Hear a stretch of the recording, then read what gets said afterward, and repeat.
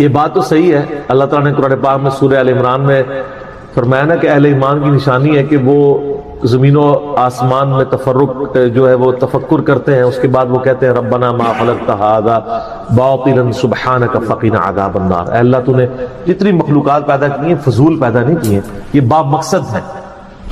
اور سب سے بڑی کریشن کا کلائمیکس اللہ تعالیٰ کی وہ انسان ہے, لیکن باقی بھی جتنی مخلوقات ہیں وہ اللہ تعالیٰ نے کسی مقصد کے تحت پیدا کی ہے. بے شک. لہٰذا اب یہ کتوں کے مارنے کے بارے میں جو روایتیں آتی ہیں نا, اس طرح کی روایتوں میں میرا موقف غامدی صاحب کے ساتھ ہے کہ یہ نہیں ہے کہ جتنے بھی کتے نظر آئیں گے آپ مار دیں گے. ہلکے کتے جو ناقابل علاج ہیں ان کے بارے میں ان کو کیٹاگوریکلی چیزوں کو کرنا سرکمسٹانسز کو دیکھ کے یہ بڑی سخت زیادتی والی بات ہے.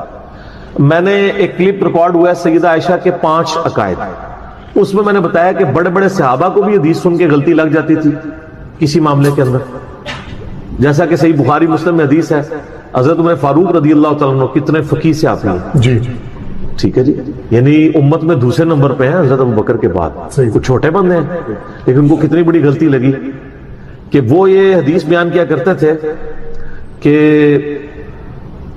جب میت کے اوپر لوگ روتے ہیں نا تو جو لواحقین رو رہے ہوتے ہیں نا ان کے رونے کی وجہ سے میت کو عذاب دیا جا رہا ہوتا ہے.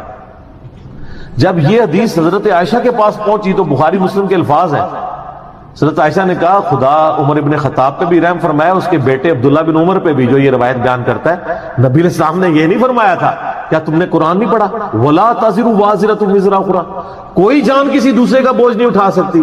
یہ کیسے ہو سکتا ہے کہ پیچھے لوگ مرثیے پڑھ رہے ہوں ایک بندے کے اوپر, اس بندے کو وہاں پہ عذاب دیا جا رہا ہو ان کے مرثیہ پڑھنے کے اوپر. نبی علیہ السلام نے یہ فرمایا تھا کہ لوگ پچھلے تو رو رہے ہوتے ہیں حالانکہ میت کو عذاب ہو رہا ہوتا ہے, یعنی وہ رو رو کے تعریف کر رہے ہوتے ہیں کہ بڑے پوچے بزرگ سن کنے خدا ترسن, حالانکہ انہوں نے او کرتوت کیتے ہونے نے کہ عذاب کو گزرے ہونے نے. یہاں پہ بھی جب کوئی بڑا بندہ مر جاتا ہے تو کتنے تعریفی کلمات لوگ کہہ رہے ہوتے ہیں حالانکہ ان کو عذاب دیا جا رہا ہوتا ہے ان کے کرتوتوں کے اوپر. تو حضرت عائشہ نے کہا کہ لوگ تو اپنی طرف سے لوگوں کی بزرگی کلیم کیے ہوتے ہیں حالانکہ ان کو عذاب دیا جا رہا ہوتا ہے. یہ حضرت عمر کو بات سمجھنے میں غلطی لگی ہے. تو اگر حضرت عمر کو غلطی لگ سکتی ہے, ایک جو بخاری میں آتا ہے جب نبی علیہ السلام فوت ہوئے تو حضرت عمر نے تلوار نکال دی جو کہ حضور فوت ہو گئے میں اس کی گردن اتار دوں گا. یہ چھوٹی غلطی ہے. یہ چیزیں اس بات پر گواہی ہیں کہ غلطی کسی سے بھی ہو سکتی ہے. پھر حضرت بکر نے ان کو ڈانٹ کے بٹھایا اور آیت پڑھی وما محمد الا رسول قد خلت من قبلہ الرسل افئن مات او قتل. نبی علیہ السلام تو نہیں ایک رسول, اگر یہ فوت ہو جائیں یہ جنگ میں شہید ہو جائیں. یہ میں انڈیا پاکستان والا ترجمہ کر رہا ہوں آپ کے شر سے بچنے کے لیے, ورنہ لفظی ترجمہ یہ ہے کہ اگر یہ مر جائیں یا قتل ہو جائیں تو کیا دین چھوڑ دو گے. لیکن انڈیا پاکستان میں ذرا قرآن و حدیث کے ترجموں کو بھی ٹیلر میڈ کرنا پڑ جاتا ہے سمجھانے کے لیے. لیکن میں ایماندار ہوں, میں نے دوسرا ترجمہ بھی بتا دیا. ٹھیک ہے, تو کیا تم دین سے الٹے قدم پھر جاؤ گے؟ اور جو کوئی الٹے قدم پھرے گا اللہ کا تو کوئی نقصان نہیں کرے گا اور اللہ تعالیٰ ثابت قدم رہنے والوں کو جزا دے گا. یہ آیت پڑھی تو حضرت عمر کہتے ہیں میرے پاؤں میرا جسم کا بوجھ نہیں اٹھا سکے. مجھے یقین ہو گیا کہ باقی نبی کو بھی تو موت آنی ہے. پھر دوسری آیت پڑھی سورہ زمر کی انکا میتون وانہم میتون, اے نبی علیہ السلام انہیں بھی مرنا ہے اور تمہیں بھی انتقال فرمانا ہے. اے ترجمہ کر دے تھے لفظ ایک ہی ہے انکا میتون وانہم میتون. ٹھیک ہے, کیونکہ وہ یہ امیج دینا چاہتے ہیں کہ نبی علیہ السلام کی وفات نہیں ہوئی ہے, وہ وصال ہوا ہے. وہ کہتے ہیں انتقال, انتقال بھی بڑا خطرناک لفظ ہے. انتقال کا مطلب ہے کہ یہاں سے وہاں منتقل ہو گئے. موت نہیں ماننا چاہتے, بیچ میں بیماری آپ سمجھیں. اگر میں کہوں کہ ایک بندہ جیلم سے کراچی منتقل ہو گیا, اس سے کوئی بھی نہیں یہ کہے گا کہ وہ مر کے منتقل ہوا ہے. تو انہوں نے انتقال, اے نبی کافروں نے بھی مرنا ہے تم نے بھی انتقال فرمانا ہے. اے ترجمہ کیتے ہیں جی احمد بریلوی صاحب نے انکا میتون وانہم میتون. اور پھر کہتے ہیں وصال کا لفظ استعمال کریں.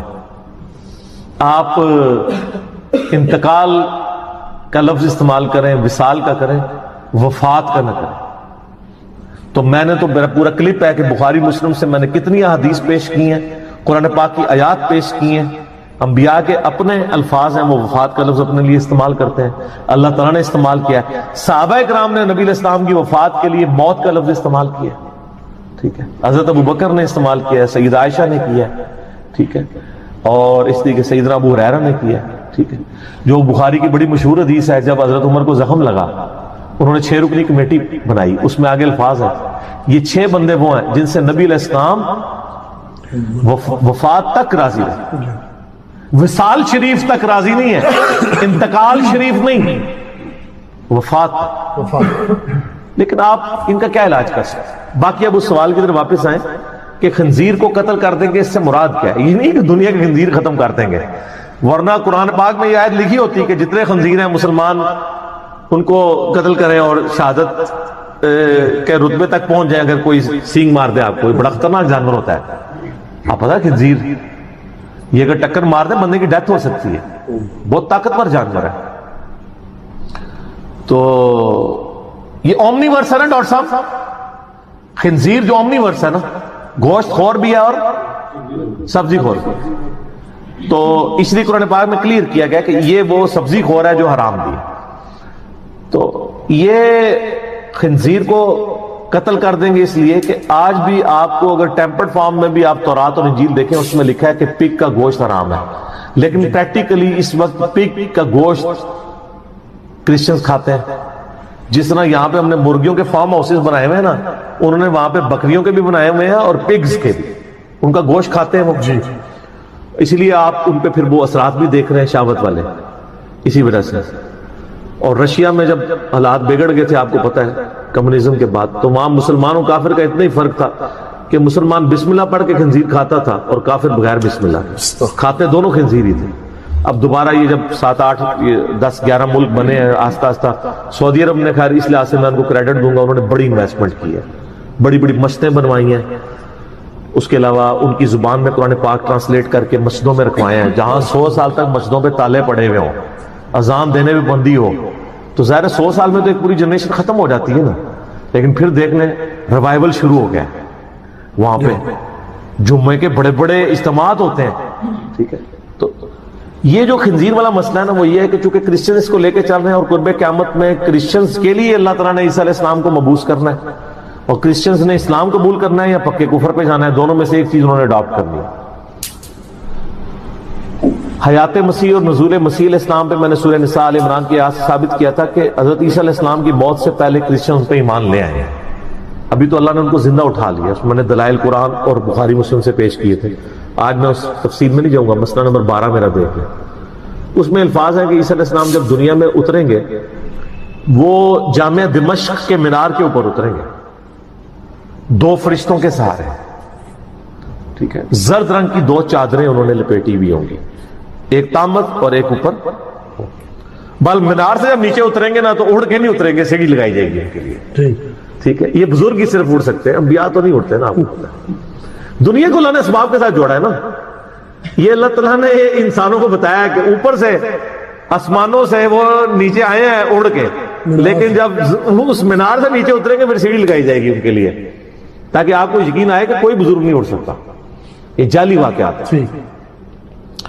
تو وہ علامتی طور پہ پھر کرسچنز کو یہ یقین دلانے کے لیے کہ تمہارے عقیدے میرے بارے میں غلط ہیں، سلیب کو توڑیں گے، سلیب ختم، کروسیفکشن ختم، if there is no crucifixion no Christianity۔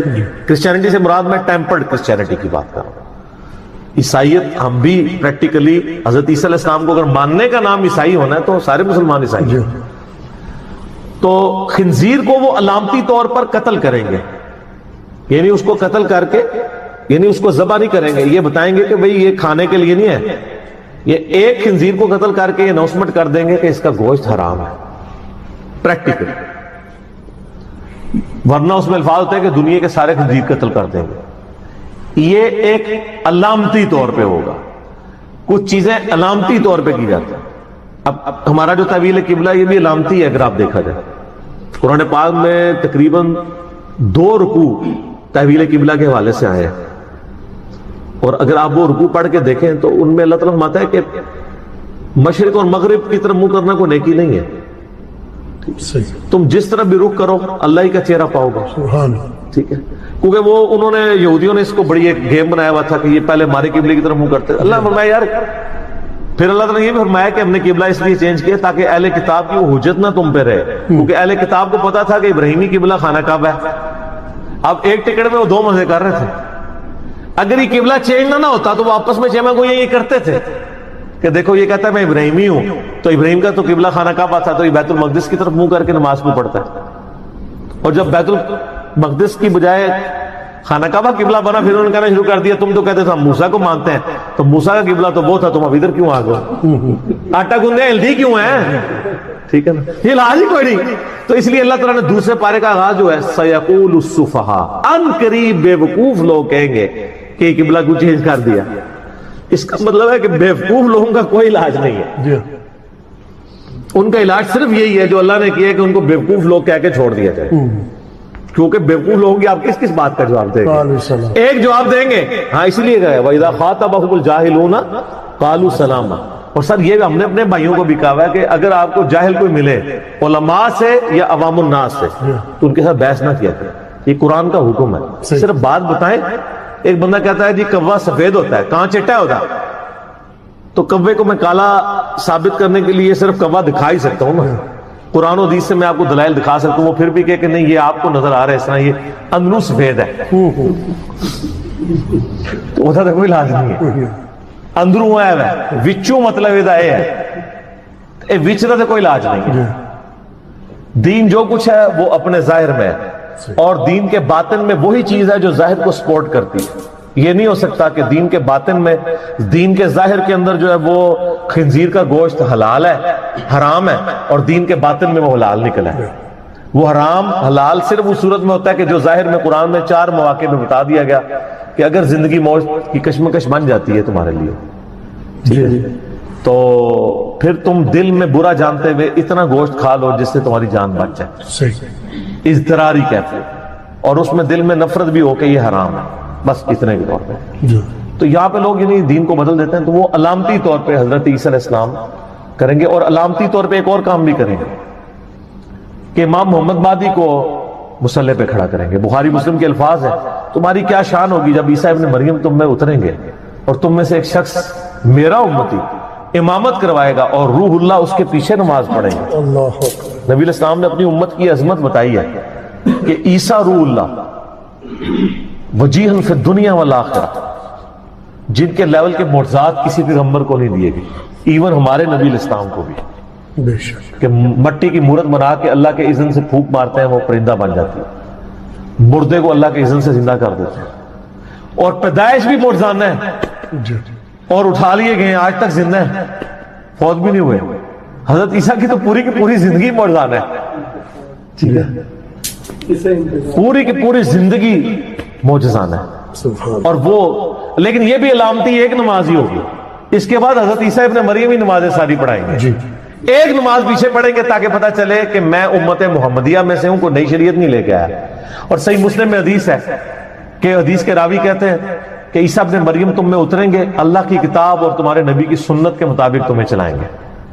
لیکن فقہ حنفی کیا کہتی ہے؟ عرض کر دیں، فقہ حنفی کی ساری کتابوں میں لکھا ہے کہ جب عیسیٰ علیہ السلام اتریں گے، اور یہ مکتوبات میں شیخ احمد سرندی نے خود لکھا ہے، قاضی ثناء اللہ پانی پتی نے نقل کیا ہے، سارے بڑے بڑے بزرگ، للو پنجوں کی تو میں بات ہی نہیں کرتا، یہ تو للو پنجو نہیں ہے نا. وہ لکھتے ہیں کہ جب عیسیٰ ابن مریم دنیا میں اتریں گے تو فقہ حنفی کے مطابق عمل کریں. پھر ان کو حیا آئی کہ اگر ہم یہ بتائیں گے تو لوگ کہیں گے یار آپ نے حضرت عیسیٰ کو امام حنیفہ کے نیچے لگا دیا. تو پھر اینڈ پہ لکھتے ہیں جو ان کا طریقہ واردات ہوتا ہے کہ نہیں، اصل میں ہوگا یہ کہ وہ بھی اجتہاد کریں گے اور ان کا اجتہاد بھی امام حنیفہ سے مل جائے گا. یار ان کا اجتہاد امام حنیفہ سے کیوں ملے گا؟ ابو بکر عمر عثمان و علی کے ساتھ کیوں نہیں ملے گا؟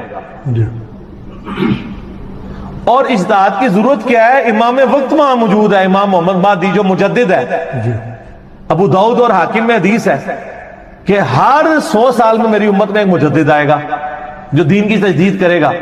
2 مجدد پہ امت متفق ہے، ایک پہلے پہ اور آخری پہ. پہلا عمر بن عبدالعزیز جس کو سنی شیعہ دونوں مانتے ہیں، اور آخری امام محمد بن عبداللہ المہدی. جب دنیا میں اسلام کا مجدد موجود ہے، وہاں فقہاء کی اور مجتہدین کی کیا اوقات ہے؟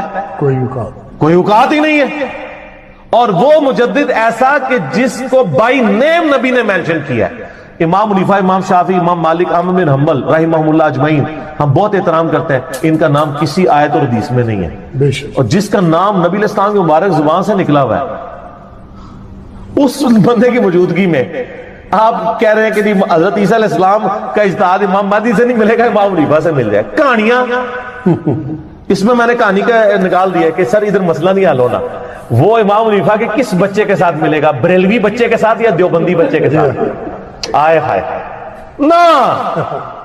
ہاں حنفی تو پریکٹیکلی دو ہیں دنیا میں، فقہ حنفیہ بریلویہ اور فقہ حنفیہ دیوبندیہ. مزید بھی عرض کر دیتے ہیں، حسام الارمین میں احمد بریلوی صاحب نے لکھا ہے کہ دیوبند کے پورے علماء اور یہ جو ہے یہ سب کے سب گستاخ اور مرتد ہیں اور بالاجماع یہ اسلام سے خارج ہے. تو حنفیہ بریلویہ کے نزدیک دیوبندی اسلام سے خارج. اور دیوبندیوں سے پوچھ لیں المحند المفند میں انہوں نے جواب میں لکھا کہ احمد بریلوی ان کی پوری جماعت ایک شیطانی لشکر ہے جو علماء دیوبند رضی اللہ عنہم پر حملہ آور ہوئی ہے. اے میں نہیں کہہ رہا، انہوں نے اپنے بابے نے خود رضی اللہ عنہم لکھا ہے 14 صدی دے. جیسا کہ شیاطین انبیاء پر حملہ آور ہوتے تھے، شیاطین کا بریلویوں کو اور انبیاء کے جانشین اپنے بابوں کو. تو سر جب یہ معاملہ ہے تو حضرت امام محمد مہدی کو فقہ حنفی میں بیچنے کا رسک لیا جا سکتا ہے؟ ورنہ دیوبند سے فتویٰ آئے گا یہ گستاخ، یہ جو ہے مشرک ہے، اور منظر الاسلام بریلوی سے فتویٰ آئے گا گستاخ رسول ہے اگر وہ دیوبندی ہوئے. اس کا مطلب یہ ہے کہ امام محمد مہدی کو بھیجنے کا رسک اسی وقت لیا جا سکتا ہے جب دنیا سے یہ فرقے ختم ہو چکے ہوں اور ہر طرف سے جھوم جھوم کے آواز آ رہی ہو کہ نہ میں وہابی، نہ میں بابی، میں ہوں مسلم علمی کتابی. اور یہ حقیقت بات ہے. صحیح مسلم میں حدیث ہے، نبی علیہ السلام نے فرمایا کہ جب عیسیٰ علیہ السلام دنیا میں آئیں گے نا، یہودیوں کے خلاف تم قتال کرو گے نا، تو اگر کوئی یہودی کسی درخت یا پتھر کے پیچھے بھی چھپا ہوگا نا، ہائے ہائے ہائے ہائے ہائے، کیا آواز آئے گی پیچھے؟ درخت کے پیچھے سے آواز آئے گی کہ اے حنفیہ بریلویہ اہل سنت والجماعت، تو اس یہودی کو قتل کر دے. یہ آواز آئے گی؟ نہیں، اے مسلم. ہاں ایوہ المسلم، اے مسلم. ہو سکتا ہے تسی تو مڑ کے بھی نہ دیکھو کہ اے کوئی انجینئر صاحب ویڈیو تو نہیں پیچھے چل رہی. ظاہر ہے یہ تو چڑھتے ہیں مسلم نام سے. مجھے بتائیں کہ آپ کسی کٹر قسم کے بریلوی دیوبندی کو اس ماحول میں اے مسلم کہہ کے پکاریں، نہیں دیکھیں، وہ تو مانے گا ہی نہیں. آپ چیک کر لیں، آپ کسی بریلویوں کی مسجد میں جا کے کہیں کہ میں مسلم ہوں تو وہ آپ کو پہلے کہے گا میں کافر ہوں، کافر تو انہوں کہیں گے چیک کریے ذرا. اور اگر آپ بریلویوں کی مسجد میں جا کے کہیں میں دیوبندی ہوں، وہ کہیں گے ہاں ہمارا آپ سے اختلاف ہے لیکن دیوبندی بھی ایک فرقہ ہے، وہ مسجد دیوبندیوں کی آپ ادھر جا سکتے ہیں، ادھر کیا لینے ہیں، مہربانی کر کے رخصت کر دے گا. لیکن مسلم کو نہیں رخصت کرے، وہ کہے گا میں کافر ہوں. اور پھر ویسے پوچھے کہتے ہیں ہم بھی مسلمان ہیں. سر مسلمان کہنے سے تو نہیں ہوتا نا، آپ کہلوائیں بھی نا، جس طرح اپنے بابوں کا نام لیتے ہیں ذوق و شوق کے ساتھ، اس طرح مسلم بھی کہیں وہ سماکم المسلمین. اس کے تو آپ اتنا مذاق اڑاتے ہیں، اتنا مذاق اڑاتے ہیں مسلم لفظ کا. یہ کیا جی مسلم ہوا؟ اچھا دیوبندی ہو گیا تو کوئی نہیں ہے، بریلوی ہو گیا تو کوئی نہیں، مسلم ہو گیا تو کیوں؟ تو وہ انشاءاللہ امام محمد مہدی کو بھیجنے کا رسک اسی وقت لیا جا سکتا ہے کہ جب امت میں ایکسیپٹنس ان کی موجود ہو. ادروائز فرقے آن نہیں کریں گے. کلیئر کٹ میں ہوئی. اسی لیے 500 امام مہدی ابھی تک شہید ہو چکے ہیں اس امت میں.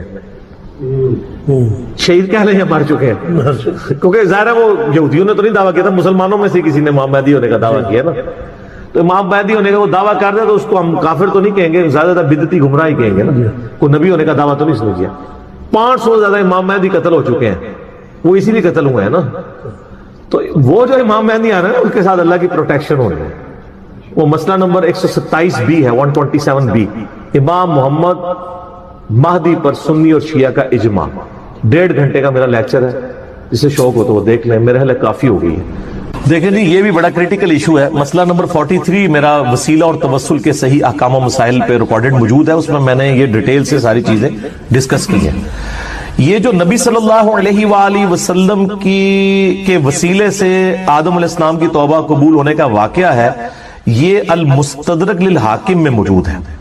اگرچہ امام حاکم نے اس کی تصحیح بھی کی ہے کہ یہ حدیث صحیح ہے، لیکن امام ذہبی جنہوں نے اس کے اوپر بعد میں تحقیم کی، ان کا موقف یہ ہے کہ اس میں ایک کذاب راوی ہے، اور امام ذہبی کی بات ہی زیادہ مضبوط ہے کہ روایت کمزور ہے، اور ویسے بھی یہ ایک اسلوب کے بھی خلاف ہے، کیونکہ صحیح بخاری میں 1010 نمبر حدیث ہے کہ سیدنا عمر رضی اللہ تعالیٰ عنہ کے زمانے میں جب قحط پڑ جاتا تو سیدنا عباس ابن عبد المطلب کو وہ لے کے آتے اور کہتے اے اللہ جب تک تیرے نبی ہم میں موجود تھے ہم ان کے ذریعے سے تیری طرف وسیلہ اور توسل اختیار کرتے تھے، اب ان کے بعد ہم ان کے چچا کو لے کے آئے، ان کی دعا کی برکت سے بارش نازل فرما، تو بارش نازل ہو جایا کرتی تھی۔ وسیلہ اور توسل یہ ہے کہ جو سامنے بندہ موجود ہے اس سے دعا کروائیں۔ آج نبی علیہ السلام دنیا میں سامنے موجود ہو، ہم آپ صلی اللہ علیہ وآلہ وسلم سے ہی دعا کروائیں گے، لیکن قبر مبارک پہ جا کے کسی صحابی نے کوئی بھی صحیح سند سے ثابت نہیں۔ ایک کمزور سی روایت المصنف ابن ابی شیبہ سے پیش کرتے ہیں، اس میں بھی آمش مدلس ہیں اور ان سے روایت کر رہے ہیں، سما کی تصریح نہیں ہے۔ باقی بخاری میں جب موجود ہے کہ قحط پڑا ہے تو سیدنا عمر کا ایٹیچیوڈ کیا تھا، ٹھیک ہے، کہ وہ انہوں نے بالکل عقیدہ امت کو بتا دیا کہ وسیلہ اور توسل کیا، اور سیدنا عمر ان راویوں میں سے ہیں بخاری و مسلم کی ان احادیث کے کہ جب غزوہ جو صلح حدیبیہ کے موقع پر جب پانی کم پڑ گیا تو سیدنا عمر رضی اللہ عنہ نے نبی علیہ السلام کو پیالہ دیا، آپ نے اپنے مبارک انگلیاں اس میں ڈالی تو چشمے پانی کے جاری ہو گئے۔ سیدنا عمر کو تو پتا تھا کہ آپ کے مبارک ہاتھوں سے پانی کے چشمے جاری ہوئے ہیں، تو وہ کہہ سکتے تھے یا رسول اللہ علیہ وسلم جب آپ ہم میں موجود تھے، ہم آپ کے وسیلے سے دعائیں کرواتے تھے اللہ کے حضور، اب آپ کی قبر پہ پیالہ لے کے اپنا قبر مبارک سے ہاتھ باہر نکالے، تو انہوں نے نہیں کیا، الٹا بلکہ انہوں نے امت کو عقیدہ سمجھایا۔ یہ تو پھر شیخ زکریا کاندلوی صاحب نے فضائل درود میں اور الیاس قادری صاحب نے فضائل سنت میں لکھ دیا کہ وہ شیخ احمد رفاعی کے لیے 555 ہجری میں نبی علیہ السلام نے قبر مبارک سے نعوذ باللہ ہاتھ باہر نکالا اور 90,000 لوگوں نے یہ مجمع نے یہ منظر دیکھا، اس میں شیخ عبد القادر جیلانی بھی ہیں۔ تو یہ سارے جھوٹے واقعات ہیں اس قسم کے۔ تو وہی جو حدیث ہے نا حاکم کی، اس میں موجود ہے کہ نبی علیہ السلام کے وسیلے سے آدم علیہ السلام کی توبہ قبول ہوئی، اور اس میں آگے ہے کہ پھر آدم علیہ السلام پوچھتے ہیں یا اللہ یہ محمد کون ہے، تو اللہ تعالیٰ فرماتا ہے کہ اگر میں محمد کو نہ پیدا کرتا تو کائنات کی کسی چیز کو پیدا نہ کرتا۔ یہ سارے الفاظ اسی ایک روایت کے اندر ہے، وہ روایت اصول محدثین کے اندر ضعیف ہے، کیونکہ قصہ آدم اور ابلیس قرآن حکیم میں 7 دفعہ آیا ہے۔ اگر آدم علیہ السلام کی توبہ کا یہ واقعہ ہوتا تو قرآن پاک میں منوان اس طریقے سے آتا۔ 7 دفعہ یہ اللہ تعالیٰ نعوذ باللہ بھول گیا کہ بتانا کہ یہ بیچ میں الٹا دعا بھی ہے ربنا ظلمنا انفسنا، اور پورا سورۃ الاعراف میں ڈیٹیل آئی، سورۃ البقرہ کے اندر، سورہ صاد کے اندر، سورہ بنی اسرائیل کے اندر، سورۃ الکاف کے اندر، کہیں پہ بھی یہ بات ڈسکس نہیں ہوئی ہے۔ یہ تو بڑی امپورٹنٹ بات تھی۔ اور پھر انسانیت کی پیدائش کا مقصد نبی علیہ السلام کی اگر پیدائش ہے، یہ تو اس سے بھی زیادہ امپورٹنٹ بات ہے، یہ قرآن میں ہونی چاہیے۔ جبکہ قرآن حکیم میں سورہ ہود اگر آپ نکالیں تو پارہ نمبر جو 12 ہے اس کا پہلا پیج آپ سورہ ہود کی جو ابتدائی آیات ہے وہ آپ پڑھ کے دیکھ لیں، اللہ تعالیٰ نے اس کائنات کا مقصد بھی بتا دیا ہے کہ میں نے کیوں پیدا کیا۔ شروع کی آیات ہے، آیت نمبر جو ہے وہ 7 ہے سورہ ہود کی۔ وَهُوَ الَّذِي خَلَقَ السَّمَاوَاتِ وَالْأَرْضَ فِي سِتَّةِ أَيَّامٍ، وہی ہے اللہ جس نے پیدا کیا آسمان اور زمین کو 6 دنوں میں۔ وَكَانَ عَرْشُهُ عَلَى الْمَاءِ، اس وقت اس کا عرش پانی پر تھا۔ لِيَبْلُوَكُمْ أَيُّكُمْ أَحْسَنُ عَمَلًا، اور اس نے یہ کائنات اس لیے پیدا کی تاکہ تمہیں جانچے کہ تم میں سے کون نیک اعمال کرتا ہے۔ یہ کائنات انسانوں اور جنوں کے لیے پیدا ہوئی ہے کہ اللہ ان کو جانچے، کسی ایک شخص کے لیے نہیں۔ ٹھیک ہو گیا، تو بالکل کلیئر ہے۔ باقی یہ جو واقعہ نا کہ وہ پھر انگوٹھوں میں وہ نور آ گیا، یہ حاکم میں یہ بھی موجود نہیں ہے۔ یہ پتہ کہاں میں موجود ہے؟ یہ انجیل برناباس کے اندر، جس کو میں بڑے عرصہ پہلے کہتا تھا کہ جعلی انجیل ہے، یہ کسی مسلمان نے بیٹھ کے لکھی ہے، اور کرسچنز تو پہلے نہیں مانتے۔ ہمارے پاس جب جو اسٹیبلش انجیل جو ہے gospel of John, Luke, Marks اور میتھیو، جو 4 ان کے اصحاب نے جمع کی ہوئی ہے، اس میں بھی کئی جو ہے پروفیسیز نبی علیہ السلام کے بارے میں موجود ہیں، وہ کیوں نہ ہم پیش کریں۔ برناباس لے کے آتے ہیں، برناباس تو لگتا ہے کہ کسی مولوی نے، بلکہ مولویوں کے پینل نے بیٹھ کے لکھی ہوئی ہے، بالکل ٹارگٹ کر کے۔ یہ انجیل برناباس کے اندر ہے کہ آدم علیہ السلام کے انگوٹھوں میں نبی علیہ السلام کا نور آیا اور انہوں نے چوم کے آنکھوں کو لگایا۔ اپنی کتابوں میں بھی جو اضافے کرتے تھے یا تعریف کرتے تھے یا لاتے تھے، اب عیسائیوں کی کتاب میں بھی ظاہر قرآن میں تو تعریف نہیں کر سکتے تھے، تو انہوں نے کہا کہ چونکہ یہود و نصارہ اپنی کتابوں میں کرتے رہے، تھوڑی سی ہم بھی اس میں کر دیں۔ ٹھیک ہے نا جی؟ اور میں بتاؤں جتنے انٹلیکچوئلز ہیں ان کو پتہ ہے یہ بات، کبھی بھی انٹلیکچوئل لوگ جو ہیں وہ انجیل برناباس کا حوالہ آ کے نہیں دے رہے ہوتے جوز اور کرسچنز کو۔ ٹھیک ہے، جوز نے تو ماننا نہیں ہے، تو یہ بالکل یعنی کمزور گراؤنڈ کے اوپر، میں نے وہ ساری پڑھی ہے، وہ تو لگتا ہے کسی نے بیٹھ کے لکھی ہے۔ ٹھیک ہے نا؟ تو وہ کہتا ہے جی پوپ کی لائبریری سے 7ویں عیسوی میں ہمارے، اچھا کہتے ہیں پرانے بزرگوں کو نہیں پتا چلا، بعد والے بزرگوں کے سامنے آ گئی، وہ پوپ کی لائبریری میں چھپی ہوئی تھی، یہ ہوا تھا وہ ہوا تھا. تو وہ آج تو میرے بھائی کاربن ڈیٹنگ کروائی جا سکتی ہے، پتہ لگ جاتا ہے کہ یہ وہ 700 سال کے بعد اسی وقت ہی لکھی گئی تھی کہ واقعی یہ کوئی 2000 سال پرانی ہے. پتہ چل جائے گا. وہ جس طرح وہ بریلوی حضرات نے مصنف ابن ابی شیبہ کا ایک نسخہ نکال لیا ہے، اس کا مصنف عبدالرزاق کا، وہ حدیث نور والا، رائٹنگ آج دے زمانے دی، کاغذ آج دے زمانے دا، کہتے ہیں بہت پرانا نسخہ مل گیا. ٹھیک ہے، اے بھائی جھوٹ نہیں چلنے، کاربن ڈیٹنگ میں پتہ چل جاتا ہے کتنی پرانی کچھ ہے. ٹھیک ہے، تو یہ بالکل غلط ہے، یہ اس کی کوئی اصل موجود نہیں ہے. مسئلہ 43 میرا دیکھ لیں، وسیلہ اور توسل پہ میں نے ساری چیزیں اس میں ڈسکس کی. شکر ہے انہوں نے امام الانبیاء بھی مانا ہے. ہمیں تو ایک بریلوی پیر صاحب نے فون کر کے کہا کہ آپ امام الانبیاء کیوں کہتے ہیں؟